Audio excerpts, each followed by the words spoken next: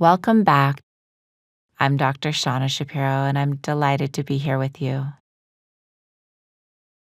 Let's begin by simply arriving here together.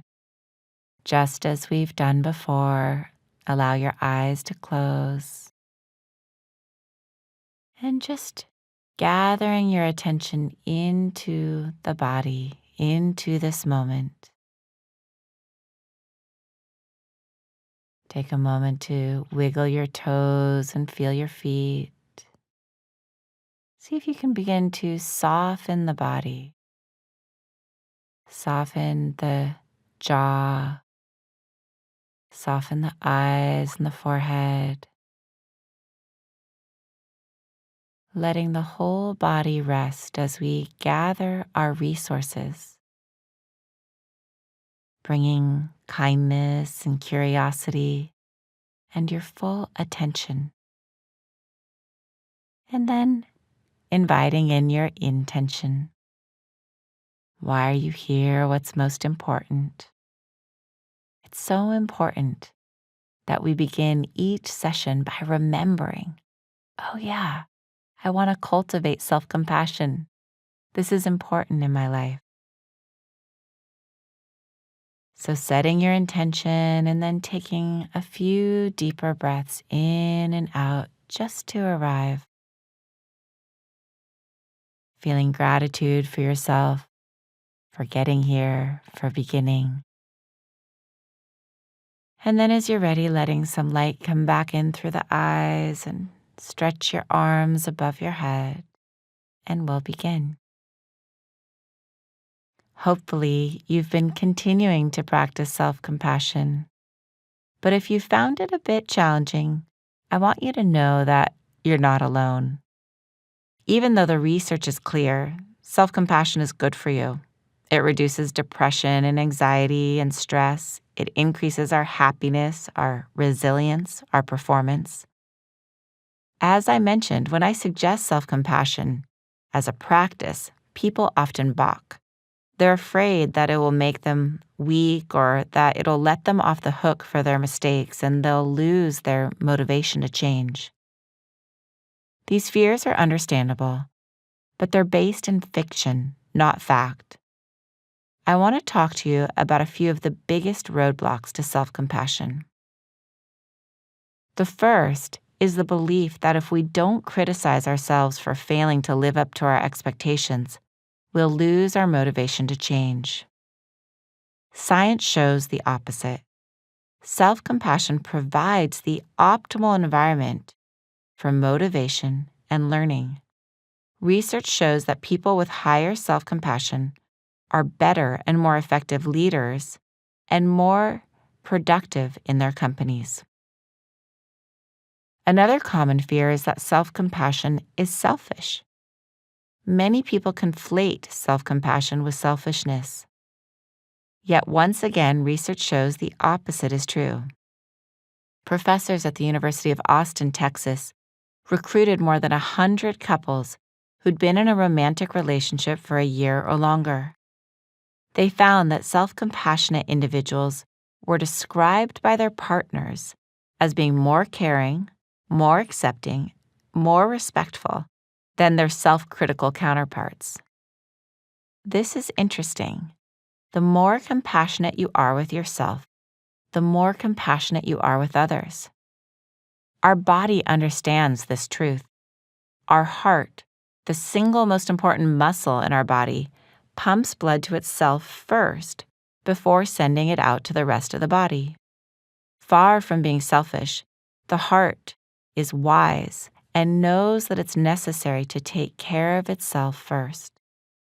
When we are able to give ourselves care and support, we have more emotional resources available to help others. Another misconception is that self-compassion will make us self-indulgent, that we'll become couch potatoes who eat Oreos all day long and never exercise. This couldn't be further from the truth. Research shows that self-compassionate people have better health behaviors than non-self-compassionate people. They get more exercise, they practice safer sex, they eat more healthfully. And yet, Research shows that self-compassion releases us from the shame and self-judgment that often undermine our best intentions to make healthy choices. When we care about ourselves, we are more likely to take care of ourselves. Another mistake that people often make is that they think self-compassion will let us evade responsibility and ignore the consequences of our actions. But far from letting ourselves off the hook, self-compassion creates a place of safety where we are able to squarely face our negative qualities without undermining our self-worth. We can reflect on them and objectively evaluate why they exist. This makes us better equipped to evaluate and learn from our mistakes and to make amends. For example, researchers at the University of California, Berkeley asked students to recall a recent action they felt guilty about, such as cheating on an exam, lying to a friend, or saying something harmful. Then, each student received one of 3 instructions. The first, to write to themselves for 3 minutes from the perspective of a compassionate and understanding friend. The second, to write about their positive qualities. And the third was to write about a hobby they enjoyed. Later, the students were interviewed. Students who wrote to themselves from the perspective of a compassionate friend were more likely to apologize for their actions and more committed to not repeating their behavior. By acknowledging our failures with compassion, we become more aware of ourselves and we remember our inherent values. This allows us to learn from our mistakes and take responsibility for them. A final yet pervasive misgiving is that self-compassion will make us weak or passive. To the contrary, self-compassion is one of our most powerful sources of strength and resilience, especially during hard times. For example, research shows that soldiers returning from Afghanistan who were taught self-compassion had lower levels of post-traumatic stress disorder.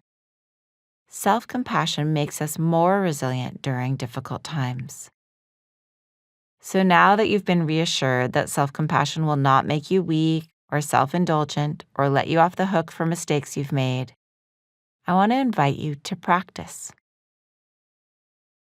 One of the most powerful ways to learn self-compassion is to practice treating yourself as you would treat a dear friend facing a similar challenge. Sit comfortably and allow your eyes to close and call to mind something that needs your attention, something you're struggling with. It could be a mistake you made or a difficult situation with a friend.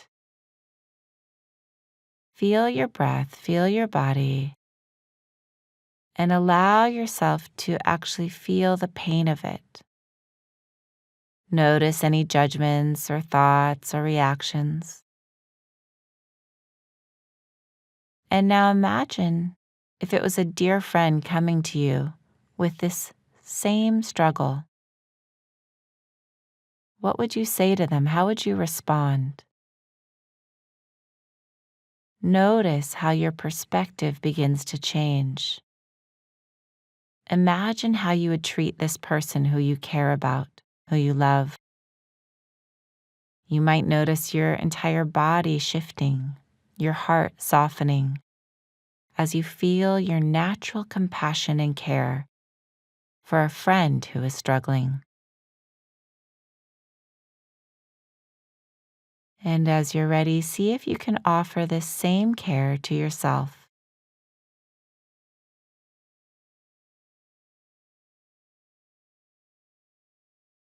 See if you can gently place a hand on your heart. Notice how it feels to offer yourself this gesture of self-care. For some, it might feel strange and uncomfortable to bring this kindness to yourself. It might even bring up sadness. For some, it will feel comforting right away. Don't worry about how it feels. Simply planting this seed of kindness. Allow yourself to feel however you feel. The key is to continue to create this pathway of kindness toward yourself? Can you receive 5% more self compassion, 5% more tenderness toward yourself? See if you can breathe in your own care, being on your own team, your own inner ally.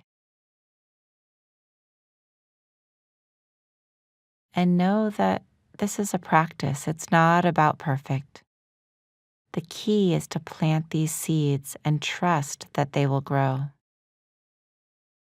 So silently offering yourself words of comfort.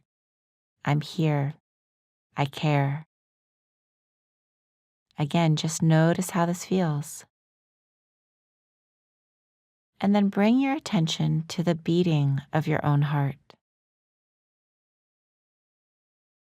See if you can feel that pulse, that aliveness, as the heart sends oxygen and nutrients to every cell in your body. Feel how your heart is taking care of you, how it knows exactly what to do. See if you can receive this nourishment.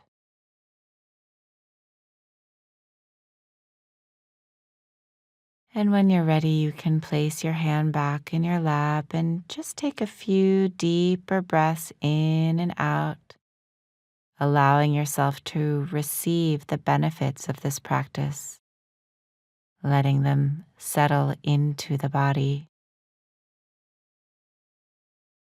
And when you're ready, you can let your eyes open, and it might be helpful to write down a few of your insights.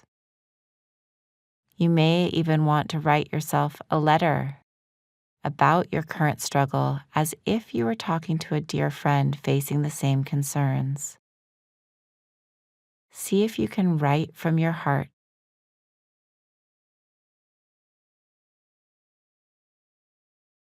So let's take a moment now to draw this session to a close, to reflect on the key takeaways that we want to reinforce and encode in our long-term memory.